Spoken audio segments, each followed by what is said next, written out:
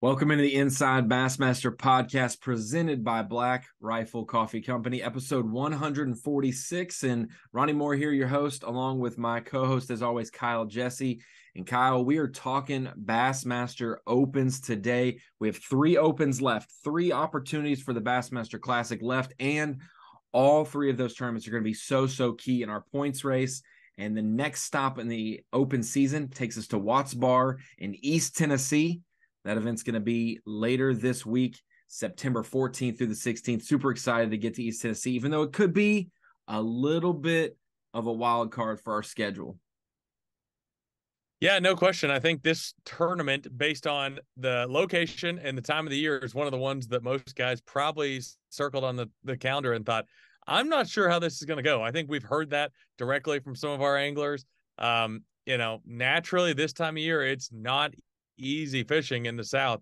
Tennessee River doesn't really matter where you're fishing, to be honest, unless you're up north. The fishing's going to be tough. So certainly one of those that's not going to be a slugfest. I'd be willing to go out and say that without any problem. But it seems like I'm anxious to see how it plays out. But it seems like guys have said in the last few years that the Watts Bar is kind of making a comeback. And then we've seen tournaments where it's not really appeared that way. So it'll be interesting to see the combination of tough time of the year to be fishing and a body of water that a lot of these guys haven't fished a lot. I would guess, even if you're from that area, a lot of guys fish, Chickamauga, Nickajack, and then, obviously south of there as well. So definitely going to be an interesting tournament. And I'm excited to see how it's going to play out for sure. I got the opportunity to fish Watts Bar in college. We had a Bassmaster regional there. I fished it solo, actually, and it was probably one of the best practices I've ever had in my life. I think it was around May, because it was 2014 when we had Bass Fest at Chickamauga, and I think it was May, maybe June. It was early ledge bite, obviously, at Chickamauga, but catching them on docks and stuff at Watts Bar. Obviously, we've seen the College Classic bracket that Cody Huff won. That was at Watts Bar in the fall, probably around the September, early October portion of year. And the deal was there, the grass was pretty topped out, and there was some really thick areas of that. Proved to be tough fishing. Like you said, when you see some of these weights come out in March and April or February in some places, you kind of have to have them with a grain of salt at times, because that could be when the fish are their biggest, when the bite is the best. Like I told Tommy Sanders in our Elite Series schedule show that we did just a few days ago when we announced the Elite schedule, I told him, I said, we can't have every event in April. Otherwise, we can't have 9 elite events in April. Most of the time, that's the best time of the year to fish. We can't do it. Some places have to be a little bit of a curveball, a little tough, but we always see something new about it. So excited to get to Watts Bar. We will have Bassmaster live coverage of this event on Fox Sports 1 and on Bassmaster.com on Saturday, the 16th, the final day of this tournament. And Kyle, as we get down to it, each and every day, there's 9 days left in the season and only 6 guaranteed days for the field. You're not guaranteed to make the top 10. So what you're guaranteed is the full field days. Looking at our points race, we have obviously 3 classic opportunities left. Looking at the points race, JT Tompkins with a 7-point lead over Kenta Kimura. Kenta's not factoring in the qualification process because he's already on the elites and in good standing. He's on the elites for 2024 and beyond. John Garrett would be then second place technically in the qualification pecking order, 20 points behind JT Tompkins. John Garrett's been the points leader for most of the season up to this point. Trey McKinney's about 33 points behind John. And then you got Robert G, 16 points behind. Keith Tuma, 14 more points behind. It seems like there starts to get a little bit of a gap, 15 to 20 spots per spot. And then there'll be a cluster of guys within 10 points, 3 or 4 guys within 10 points. Making up 15 to 20 points on an angler, if you're trying to pass one dude, that's not that difficult in the opens because of the 200 plus boat field. So this points race is still up for grabs. I think it's 100 points from JT Tompkins to Bobby Lane. It's 100 points from 10th place, which is Brett Cannon, to Bobby Lane, roughly 60, 70 points, something like that. I'm getting my numbers all mixed up. 60 to 120 points if you want to be outside in the top 20 of points to get into the top 10. So I think that it's still way up for grabs when you look at the points race, Kyle. Yeah, no question. And I think that, we talked about it early on in the season that the schedule really tailors to not like one specific thing. Like it is a very diverse schedule. It's going to have, it has had to this point a lot of different, styles of tournaments, tournaments won off the bank, on the bank, a variety of things. And I think that this is kind of the turning point where we talked about, the guys that are grinders. I mean, these are the tournaments that can absolutely be bombs for guys, or be tournaments that, with that mental fortitude to, grind it out for 3 days, guys can jump from, like you said, way down, 100 points away and have a chance in the last two events. So it'll certainly be interesting. I think that anytime you're talking about the elites, the opens, whatever it may be, it seems like it always comes down to the final day, but the opens are crazy. It seems like every year, even in the past where it was divisional, you truly didn't know until the official email came out from B.A.S. of the standings of what everything was going to be. And I suspect the final 2 or 3 spots will be the same way this year to the final day of the season. Yeah, I mean, if you think about it, I'm not expecting people to weigh 3 bass in or 2 bass in. Like 5 bass is what we expect every guy to weigh in. But when you get to September, October for some of these last places that we're going, it reminds me of the end of the 2022 season when it came to qualification for the Elite Series. Sam Rayburn was the last place. Keith Combs ends up winning that event to make the Classic. He's already in the Elites, but he needed to make the Classic. He did so. But I just remember Logan Latuso being inside the qualification line for the Elite Series, then only having 3 fish for 5 pounds and change on day one, dropping way out. He's in 105th place or something like that, or 101st place, gets 31 pounds on day 2 and jumps all the way up to the lead of the tournament. He ends up finishing second place. He only had 4 fish on the final day. But think about this. Logan Latuso made a top 10 in our first Elite Series event of the year, just narrowly missed the Classic. He was like the 6th, or he was like the 7th or 8th rookie in the race right there. Had a decent season, making, half the cuts of the year. But that all doesn't happen if you look at his day 1 and his day 3 weights. He had a combined 7 bass for 13 pounds. He had one huge day. Your season's on the line. You got to catch him, and boom, 31 pounds pops up on your spot, and you end up catching them, and you end up being in the top 10, jumping 100 points up, getting back into qualification, and it's all history from there. So we're going to see some big swings. You're going to see some guys that are going to take some risks to gain points, and it's going to connect. Some guys are going to fish their way out of the elites each event, and some guys are going to keep their name in the hat. And when you get to the kind of the Harris chain at the end of the year in October, big fish, big weight potential, you could end up having a guy who's 15, 20 points out, goes and pops a top 10 and qualifies on the final day of the season. So we'll keep an eye on that. The other thing we need to keep an eye on is the Classic line. We said there's 3 spots available right now. The top 42 in the Elite Series points race are in the Classic. That would be all the way down to Cole Sands, last man in, by 1 point over David Gaston, by a couple more points over Scott Martin, and Bill Lowen is waiting below those guys. So David Gaston, Scott Martin, and Bill Lowen are the 3 guys that pray it somehow moves down the list to them, based on an angler winning the event that didn't fish that full division. So these guys who are fishing Watts Bar, maybe they're just a solo event person. If they cherry pick and jackpot it and win it, they're not going to the Classic. If they only fished, St. Lawrence River, Bugs Island, and Watts Bar is for that division. If you only fished 1 or 2 of them, you're not making the Classic. It'll move down 1. David Gaston's hoping it moves down at least 1. Scott Martin's hoping at least 2 of the 3. And Kyle, before we have our guest jump on to preview the event, let's talk about Watts Bar, Ozarks, and Harris Chain. That's 3 regions of the country where local jackpotting is a local pastime. East Tennessee, the Ozarks, and Central Florida. I mean, the odds are there that possibly one of those 3 events gets won by someone not in a full division that maybe bumps it down to the elite standings just 1 more spot. Let's just go ahead and predict it right now. If you had to guess how many spots we're going to work down, is it going to be 1, 0, 2, or do you think it's going to be a miraculous 3?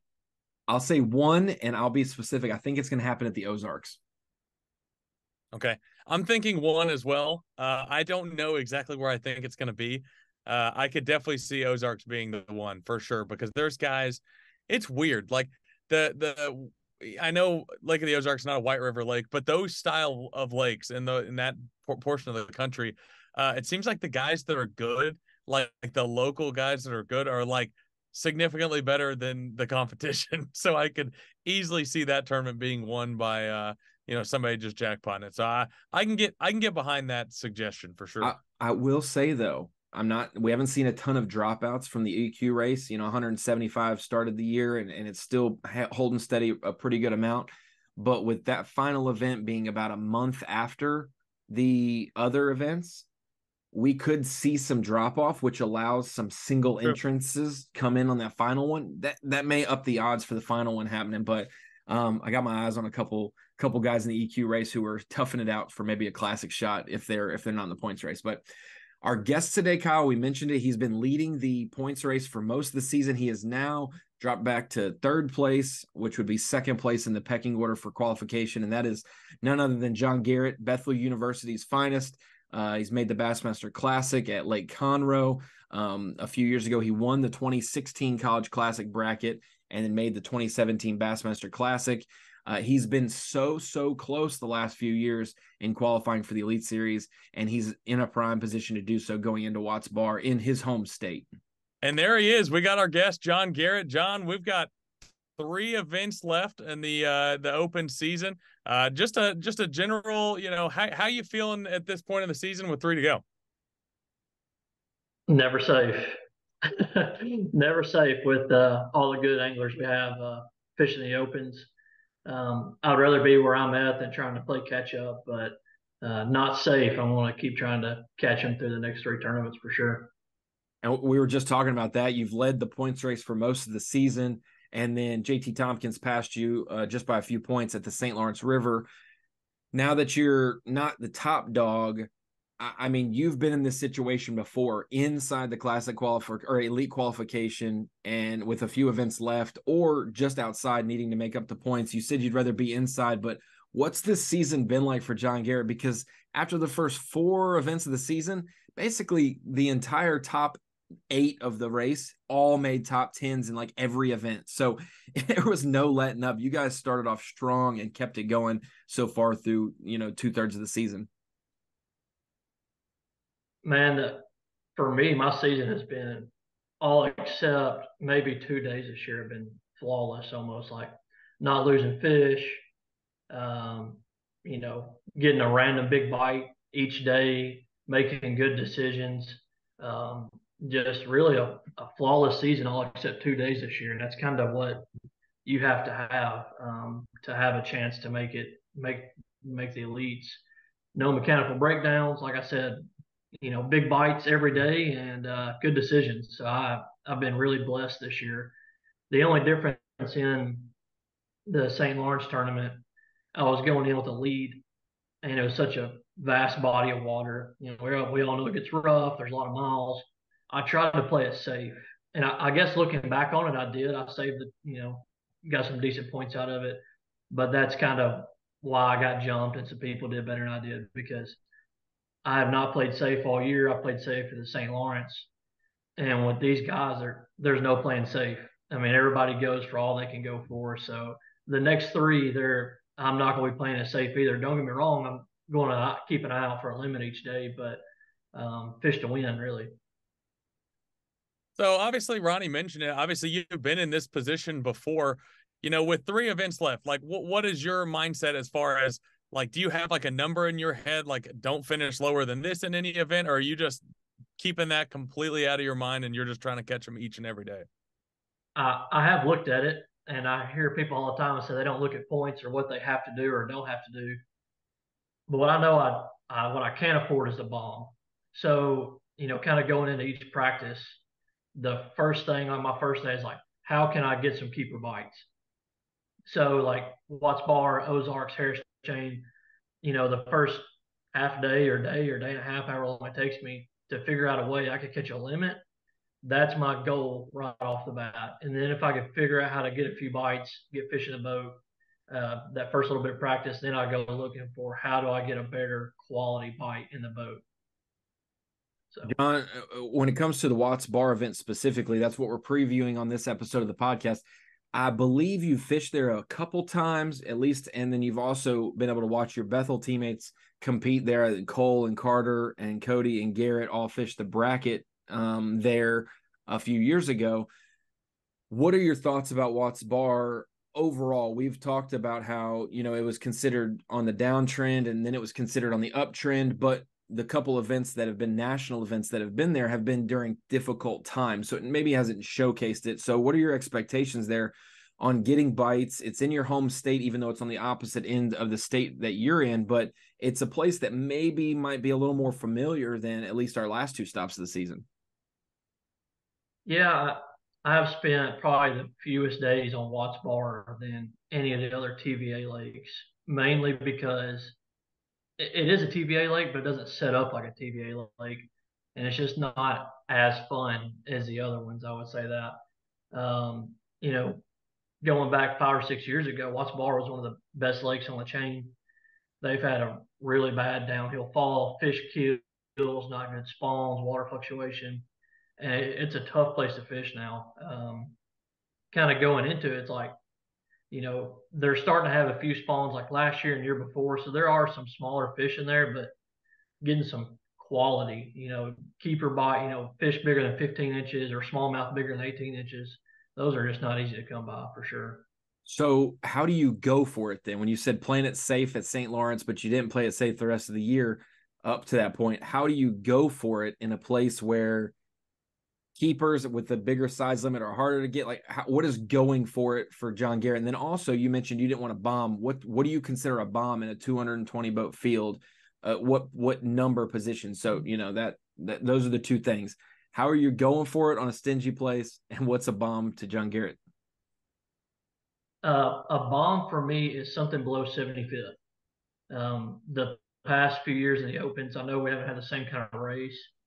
Each year I'll have one tournament in the 100s. And if you get below that 80, 100 range, you have to have two very good tournaments to make up for it. You can't really do a 100 and then do a first. It averages out, but like if you go below 80th, you got to have two back to back really good tournaments to make up for it. So anything below 75th, that's what I'm saying is a bomb. And to go for it in this tournament is, of course, got to catch a limit, not the bomb.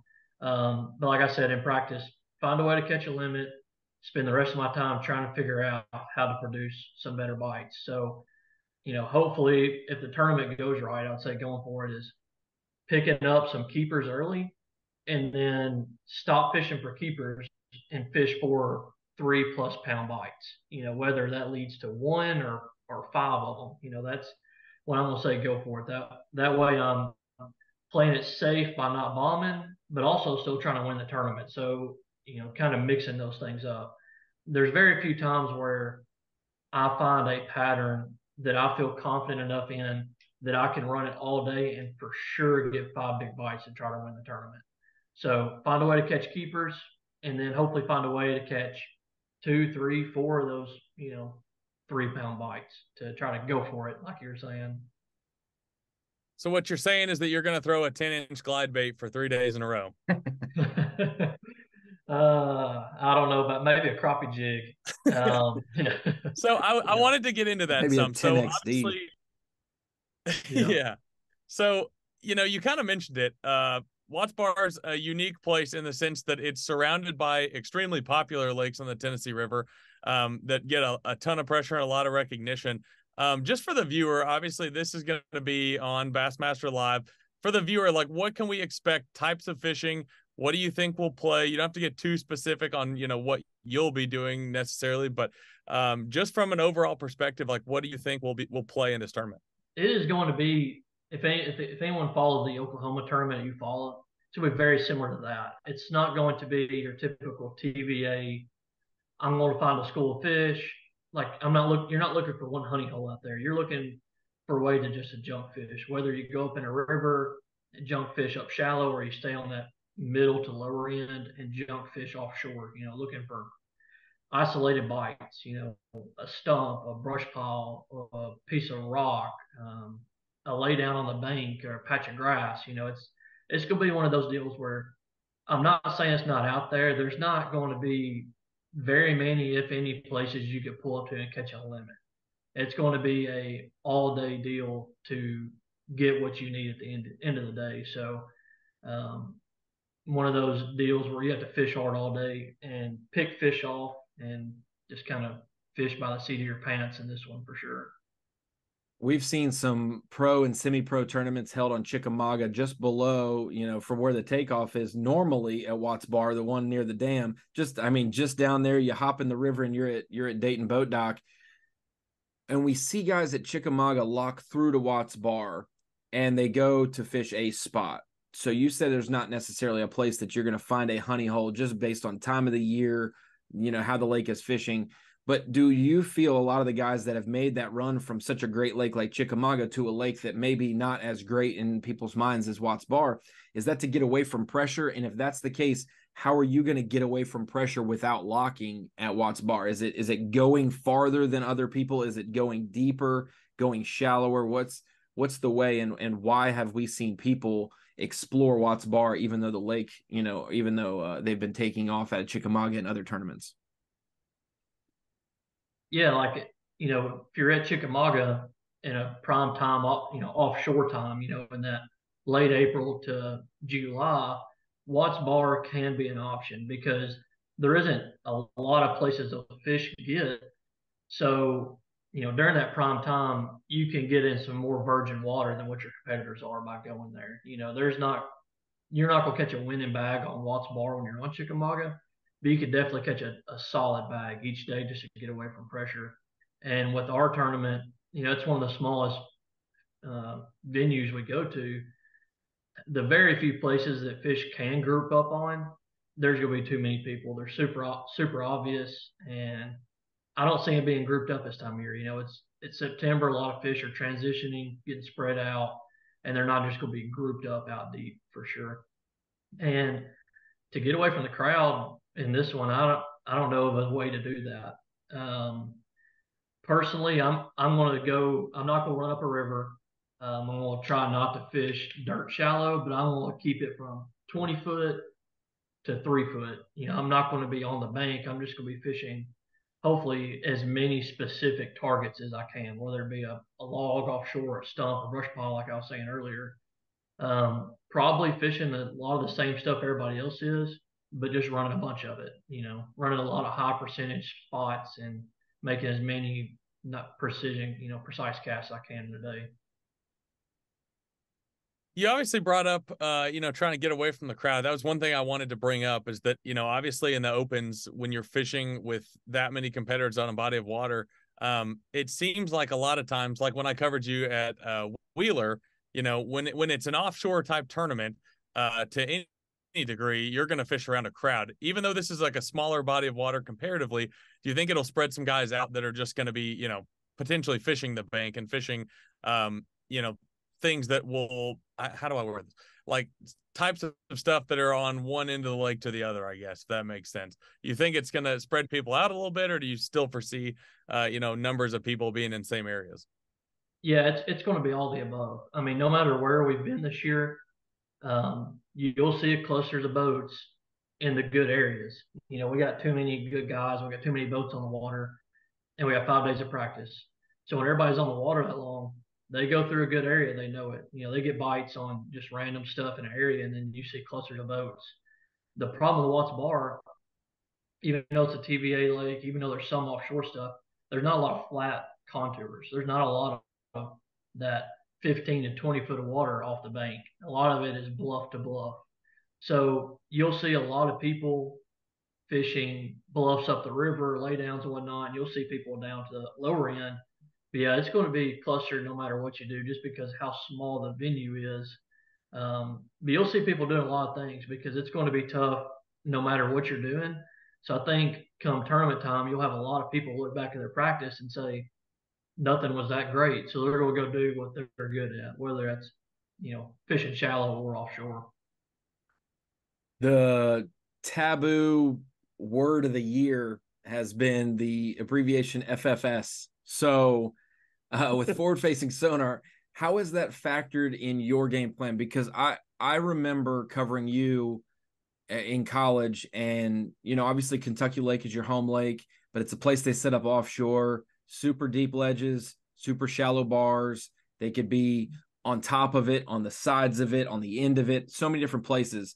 I've seen you roll up after takeoff to a spot and cast and catch them without forward-facing sonar. So how do you stay in touch with old school John Garrett of that's the way I fish the Tennessee River, and I trust what I found in practice, how they set up, and I just know that instinctually, versus do you peer down at it and oh shoot, they're not where I think they are, and it makes you fish a little different, even though it makes you more efficient. Have you balanced that this year? How impactful has forward-facing sonar been for you? So rolling that back to the old school, Tennessee river fishing, is I got really good and still am good at my side imaging. And I have found, Eufaula, Toledo Bend, um, St. Lawrence, like I have found almost, and Wheeler where Kyle covered me, found almost all my places originally using my side imaging. The same way I used to. And a lot of times with the forward facing is if fish are hugged on the bottom that isn't a real hard bottom where they're not up off of it, you really can't pick them up on forward facing. So those tournaments this year, I found them on my side imaging, was able to locate that precise cast and just bomb out there. Every now and then you could see them on your forward facing, but not all the time. So I would say about half the time this year, I found my places using my side imaging. And really, where my forward facing would come into play is I would find a stump or brush pile with my side imaging, throw my trolling motor down, and make a precise cast right off the bat. My forward facing, hit that object on the first cast instead of maybe the 10th cast if I had not used it. So basically, I'm fishing the way I used to with my finding stuff with my side imaging, but more times than not, just being more efficient on my bait presentation with my forward facing. With that, So along it's been a along good mix of both. yeah, and along the lines of that, you can relate it to Watts Bar if you want, but just in general, there are always bite windows. We always think the first hour of the day, at least when it gets to the summertime where it's the least hot, we're like, we're got to execute this time. But there's always times of day, whether it's 11 to noon, 12:30 to 1:30. There's always another bite window within the tournament day where it's really, goes bonkers if they're schooled up or if they're on bushes, they start biting, that kind of thing. Have you seen fish that aren't in the feeding mode offshore, that you would scan by them on your side imaging and be like, these fish are up in the column, they are not wanting to feed, blah, blah, blah. But then now you've seen them literally change if you're fishing a spot at 10 o'clock, 10:30, and it starts to get to that bite window and you see those fish actively moving to position to start feeding again. Have you been able to see that and learn from when, hey, these fish were probably inactive, I've been fishing for them for 20 minutes. Now it's getting to that time of the day or the current's turning on, and now they're moving around to get to where they're about to do a mess of work on some bait fish that roll by or whatever? Yeah, for sure. There is times where I'm using my forward facing, necessarily not on schools, and those fish are biting great, and that's a great bat to be on. And then I'm also have seen it to where you cannot make one bite. But most of the time throughout the day, there is some type of bite going on. So if I'm using my forward facing, I can't get fish to commit. I'm like, all right, let's go fish, for fish related to the bottom. And then sometimes those fish are biting. And if those fish aren't biting related to the bottom, like, all right, let's transition over to brush fish. So a lot of times where I would just keep hammering at the stone, fishing for stuff that isn't working, I can visually see that that's not working a little easier. And, it makes it be able to, like, in my head, all right, I need to change something. These fish aren't in the mood at this time. But throughout the day, you got to keep stuff honest to where you check it a little bit. And if it works, roll with it. And if you can't make it work, don't try to force it. I don't know if that answered your question or No, not, but no, for sure, for sure. And I think that just the visuals you get to see with a school of bass, and how they actively change. Like watching some of these fish sit on the bottom of Cody Huff's, unit at Champlain, and they're all at the bottom, and he drops his bait down, and they just all come up to meet it, and you're like, that's what you want to see. But there's oftentimes you're hanging it right above them, and they're just sitting down there like little rocks on the bottom, not doing anything. You're like, why aren't they biting? And so seeing that actually change group to group has taught us a lot. Sorry, Kyle, I didn't want to interrupt, but I knew you were about to ask something.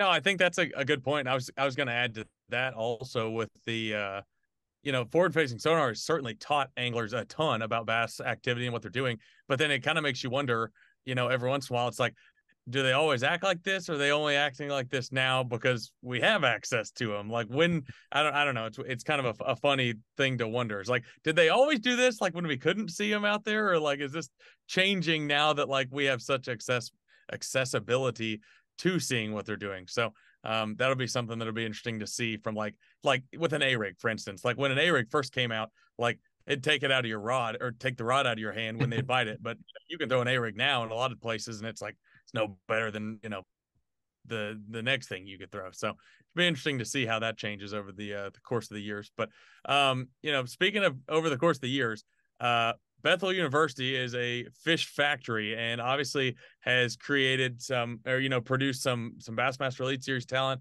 already with Cody Huff, KJ Queen. Will Davis got Jr. two guys this year. Yeah, Will Davis. Yeah. Matthew Cummins and Levi Mullins are going to be fishing the bracket this year. Obviously that trend has continued in the right direction. Just tell us a little bit about your general, experience through college and how you think that experience helped you today. And obviously, like Ronnie mentioned earlier, you fished with a group of hammers in college as well. That was some of the best Bethel teams we've ever seen.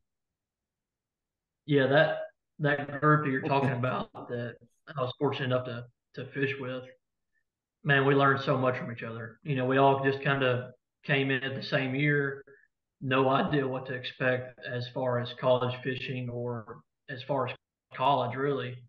And we all kind of roomed together, split a house up, and barely went to class, just went to class just enough to get by. Some of us got by, some of us didn't. And we learned a lot about fishing and not a lot about math. I'll say that. So, got guys like Cody and Brian Paul, and you got Cole Floyd and KJ and Garrett Enders. Like you got all these guys that are coming, Missouri, Pennsylvania, Ohio, Florida, KJ's from Carolina. All these guys coming to one place, and we learned so much off each other, And yeah, we all spent a lot of time on TVA while we were there, but those techniques and knowledge that they brought, to me and to everybody else, we just all fed off of each other, and we all really trusted each other, great friends. And when we started fishing, our freshman and sophomore year for y'all for the college bass series, we would go somewhere and we'd have 4 or 5 boats, 8 to 10 really good anglers, and we could break a body of water down insanely fast, and we'd share stuff with each other. And being able to do that, we all learned way more than I would say we were supposed to about just fishing in general. We were all getting to travel the country. And like I said, you put all of us and everybody else on the water at the same time, we learned so much. And it was every day we were just soaking that knowledge in from each other. So that was a huge benefit. John, would you consider yourself? I gotta say this too, go Ronnie. ahead, Kyle. Go ahead. Sorry.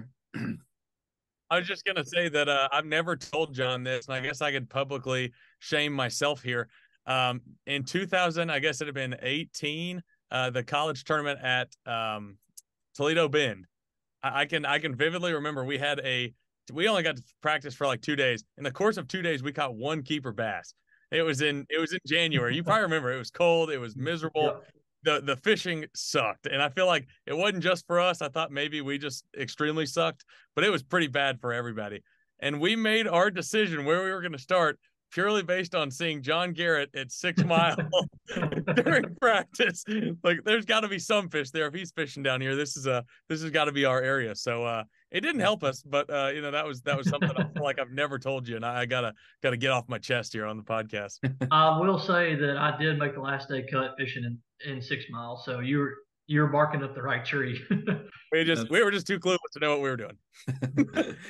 Speaking of that, that's what I was going to ask was you have 3 opens left. You don't want to count your chickens before they hatch. You're not sure which egg's going to pop up good, which one's bad, whatever the case may be. But we did announce the Elite Series schedule. And at the time of this, we're this podcast is going up while you're practicing Watts Bar. But is that looking at the schedule? Some guys are like, it's never a bad time to qualify for the Elite Series, but there's some years that guys are like, dang, if I would have only qualified last year, I'd be able to fish my home lake. Or if I would have qualified in a year, I might have a good schedule. How do you feel about Toledo, Fork, Harris Chain, and St. John's? Those are in April. And then you have Murray, Wheeler, Smith, Champlain, St. Lawrence for the schedule. How do you feel about that and the way it lines up for John Garrett? I know you just want to be blessed enough to fish all 9, but it does kind of feel good when you go into maybe your rookie season liking the schedule. Yeah, I don't necessarily like it, but I don't dislike it either. I was fishing, up until St. Lawrence, and I got to thinking like almost all my success, minus a few tournaments, have been offshore related tournaments.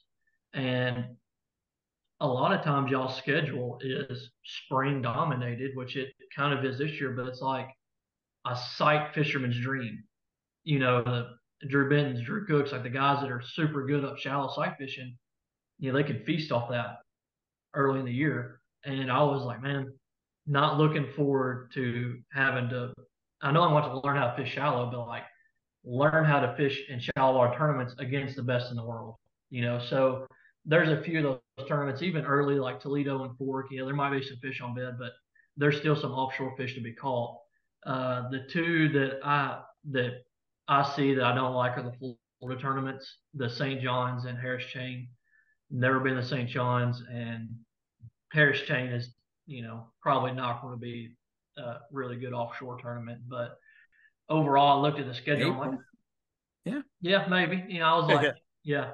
I looked at the schedule. And I was like, okay, I could see maybe surviving some of these against those guys. I can retie the same 6XD all year. I'll just keep retying it.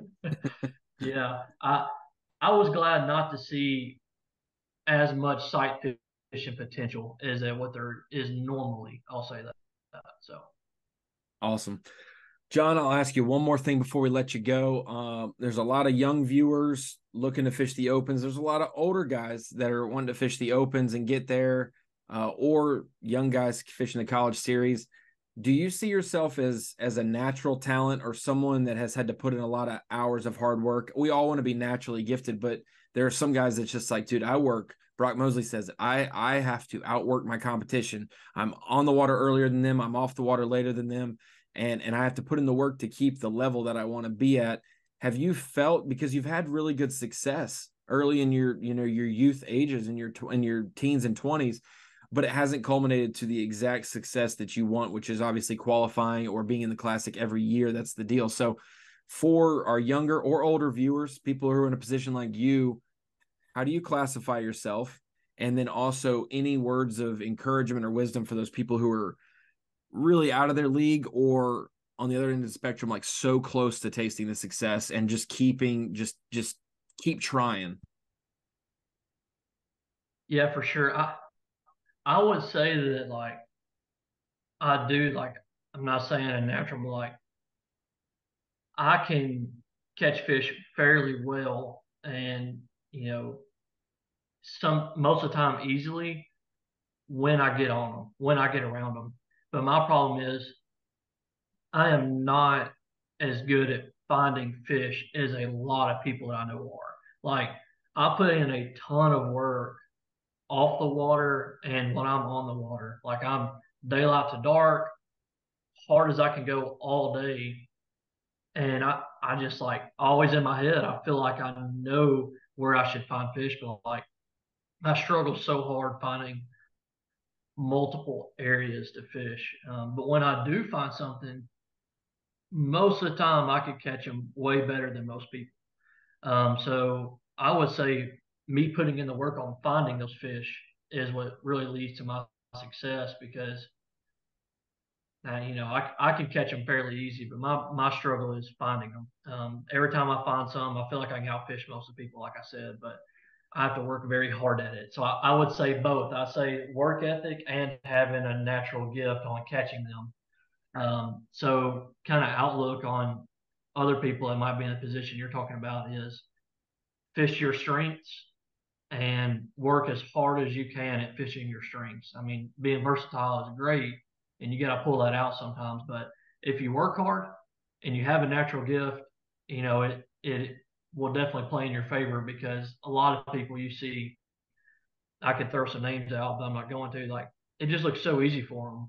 Like, they're not breaking hardly a sweat. They're doing their job, and they're just going out and fish falling their live well. And that's just not the way it goes for me. I got to put in a lot of work. So putting in work, and if you have that natural talent, it'll come to you for sure. So having the natural talent's always great, but putting in the work is something that you can control for sure. Well, Kyle, John has certainly put in the work. I'll drop a stat. I don't know if John knows this, his bank account knows this, but if he has forgotten it, 10 of the last 11 opens that John Garrett has fished, we only pay the top 40. He has gotten a check in. His worst finish out of those 11, a 60th at the St. Lawrence last time, playing it safe. I guarantee you 220 other anglers in the opens would love to play it safe and get a 60th place finish. So congratulations on this hot streak you're on. It's not a surprise to any of us. And 3 more events, man. Like I said to start the show, 6 guaranteed days. And you don't even have to fish the final day, just 6 really good days. And you could be on the Bassmaster Elite Series stage next year. If you do have 3 really good days in a tournament, you might be in the Classic as well. So we'll hope to see you there as well. But John, thanks for previewing Watts Bar a little bit with us and talking about you as an angler, your college history, and your outlook going forward. So I appreciate it, man. Be safe and good luck this week at Watts Bar. Yep, appreciate y'all having me on. Kyle, John Garrett, our guest today, fantastic angler. I've covered John in some of the best moments he's had on the water and some of the worst moments. I brought it up the other day when Jacob Fouts won the College Classic bracket on Serpent Lake in Minnesota. Something happened with John's boat. You know how college boats are. Something happened with John's boat, and he ended up fishing out of my boat. I said, I don't need the big motor. I'll just troll around and take photos. It's a small enough lake. So he ran my boat in the bracket to try to win. Everything was cleared by officials, but I've seen him in his lowest moments at times, being so close to qualifying. And like you said, trying to do the math as it happens on the final day weigh-in to see who makes it. He has been hey, let me know when you know the points. Let me know when you know the points. So I know that he would be an asset and a good addition to the Elite Series if he gets it done these last 3 events.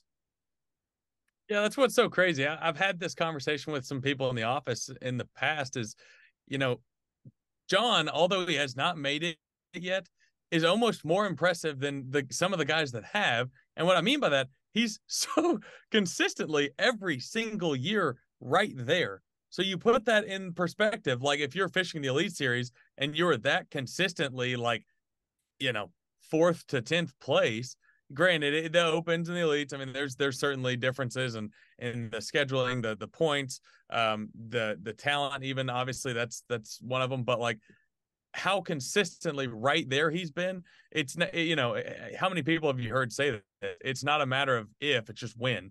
John Garrett is going to fish the Bassmaster Elite Series as long as he wants to. So, obviously, I think this year has not been a surprise to anybody, like you mentioned. And I think you could make the reasonable argument that the reason he didn't win the bracket is because he was fishing out of your boat, which makes way more sense now that we look back on that moment in hindsight.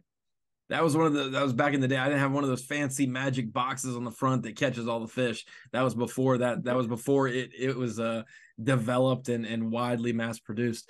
It's crazy. Yeah, back in the good old days when fishermen fished and and video game players played video games. So what I'll say about the numbers, when you look at a Bassmaster Anglers tournament page, sometimes it can be deceiving. The times in the money number when it comes to the Elite Series, we've had Elite Series seasons where every single position, every single tournament gets paid. So times in the money, everyone went 9 for 9. It just depended on how big your check was. Were they $10,000 checks? Were they $2,500? Were they $5,000 checks?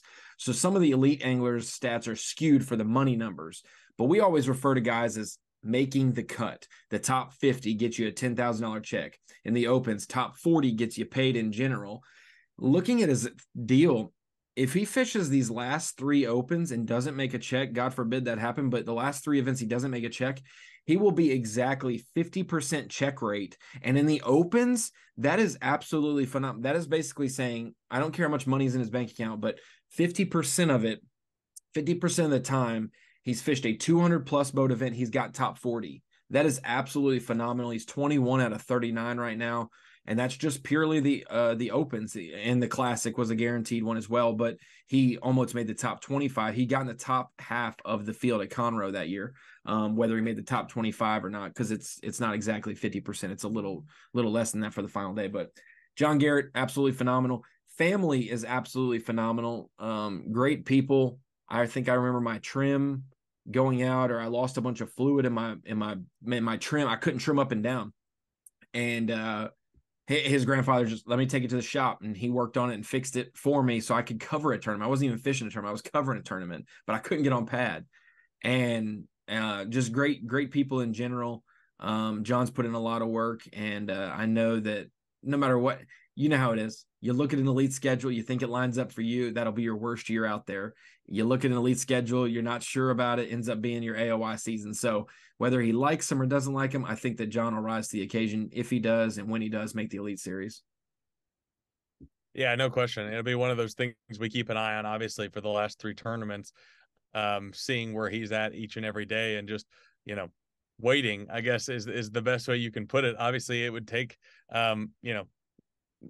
knock on some wood, it'd take quite the meltdown, I guess, to completely fall out. But it's one of those deals we're just gonna have to take it day by day, just like he's going to, and see where the points lie. And I'm sure, like we were saying, even just from this upcoming event, between then and the end of the season, there's going to be a ton of changes. So we'll see how all that's going to play out, and think we're all excited to see.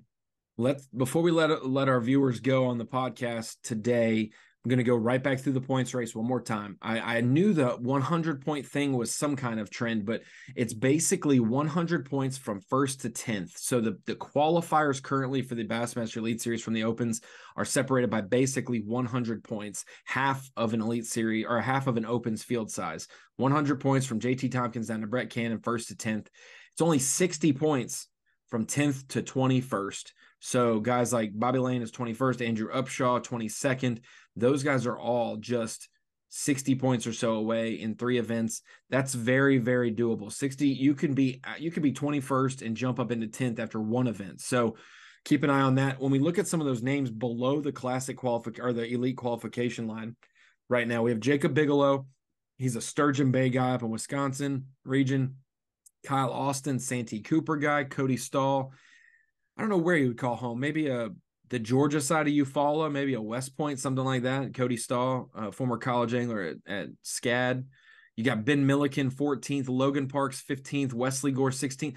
I'll just say this, and we get Sam George. I want to keep saying names so I don't leave anybody off, but it's just another good name after another good name. If you look at 11th through 20th right now, Kyle, I would take those guys as our rookie class next year, and they're the first 10 out of qualification. I would be cool with those guys being our 10 rookies, as well as the 10 who are in it. Let's see if we can do the same thing from 21st to 30th. Bobby Lane, Andrew Upshaw, Trevor McKinney, Jack Dice, Kurt Mitchell, Chris Blanchett, Adam Rasmussen, Tyler Williams, Shane Campbell, Derek Lettinen. I mean, these are guys that are hammers in their local region that we've already had on Bass Lab before, or they've been college champions, like I think Chris Blanchett at South Carolina, former FLW Tour Pro, Kurt Mitchell, you have Jack like literally so many, and you just go into the 30s, Jake Maddox, Casey Scanlon, Clark Ream, Jack York, Blake Smith, Dale Hightower, Ty Faber. I covered Ty Faber in a team championship event at Kentucky Lake one year when he was from, I think he's from like Utah or Idaho. Like, and I just remember the name. Absolutely a stacked top 40 in points. And I could go from 40 to 50. And if that was our rookie class, it would be a great one too. It's absolutely phenomenal how the cream has risen to the top this year. And I would say top 25 still well in reach of making the Elite Series. After each of these last 3 events, we can kind of start to narrow it down on the podcast and see who it's kind of getting, you better pop a top 40 soon, for some of these guys. So, but man, anything you got about the quality of the guys in this gauntlet of 9 events, 6 in the books right now that are still in position. It's phenomenal seeing so many big names still right there. Yeah, no question. It's like looking at Alabama's football roster, and you're like, well, there's a pile of 5 stars, and then you get down to the bottom of the lineup, and you're like, well, there's some more 5 stars and some more 5 stars, and you're like, well, where does this end? Like, where do we see an outlier? Where's our 1 3-star unranked guy? Yeah, it is certainly interesting. When you put it that way, when you look at the top 10 and you separate them by 10 from like 10 to 20, 20 to 30, and you're like, if you'd have told me before the season that any of these 10, like groups of 10, would have been our rookie class, like you wouldn't be surprised by any of it. So goes to show you how competitive the Opens are. They've always been competitive, and it's getting to the point that it's only going to get more competitive as the years go by on the EQs. Yeah, absolutely. I always think it's funny. It's like an Alabama D lineman who's 6'5", 315 pounds, but he's 6th string. So he's only got 3 tackles for his college stats, but he's going to be a 2nd-round pick because he's a former 5-star at Alabama that really didn't get to play. He's still a quality talent. So I look forward to it. Next episode of the podcast will be previewing the Ozarks. We got them back-to-back. The one thing we haven't had this year is back-to-back Opens. We've done it with the Elites a couple times. Back-to-back Opens, Watts Bar, no rest for the weary. Got to get to the Ozarks. And before we know it, Kyle, there will be 1 event left. So I look forward to the podcast preview of Ozarks. And like we said, Bassmaster Live, final day, top 10. We're going to be able to see it all go down for Watts Bar. So for the Inside Bassmaster podcast presented by Black Rifle Coffee Company, I'm your host, Ronnie Moore. That's Kyle Jessie, our co-host. We are out of here. Next time you'll see us is previewing the Ozarks, but also the next time you'll see us is coverage of the Opens on the water, probably by Kyle. And you'll see me, and I believe Mark Menendez will be my guest at Watts Bar on Saturday for the Bassmaster Opens on FS1 and Bassmaster.com. We'll see you later.